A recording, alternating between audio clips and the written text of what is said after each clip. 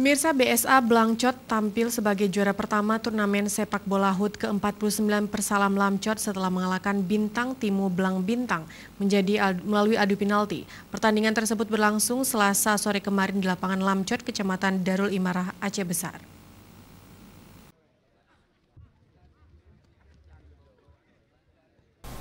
Partai puncak yang dipimpin oleh wasit Mustafa Kamal berlangsung alot.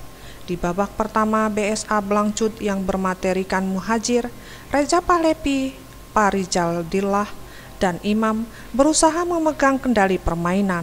Tapi upaya anak-anak BSA Blangcot langsung terbaca oleh para pemain Bintang Timu Blang Bintang.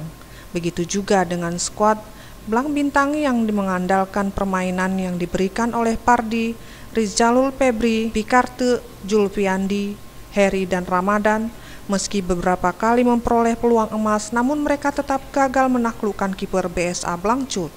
Dan sampai babak pertama usai, kedudukan masih imbang tanpa gol. Selepas jeda pertandingan, permainan semakin menarik. Serangan demi serangan dilakukan, dipertontonkan oleh kedua kesebelasan. Tapi ketatnya pertahanan masing-masing kubu membuat duel 2 kali 35 itu berakhir 0-0 tanpa gol. Dalam adu penalti, BSA Blangcot menang dengan skor 3-2 atas Bintang Timu Blang Bintang. Dengan demikian, BSA Blangcot keluar sebagai juara pertama, dan atas prestasi tersebut, BSA Blangcot berhak atas piala tetap dan uang pembinaan 13 juta rupiah. Sementara itu, Blang Bintang sebagai juara 2 menerima uang pembinaan 8 juta rupiah plus trofi. Sedangkan Kopsir Simpang Rima dan Putra Roda Mas Atek Jawa yang ditetapkan sebagai juara 3 bersama masing-masing mendapatkan trofi plus uang tunai 4 juta rupiah.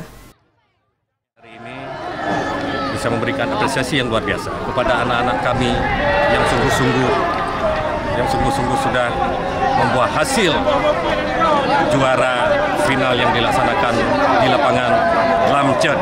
Pada hari inilah terbukti BSA Blangcot keluar sebagai juara pertama pada turnamen.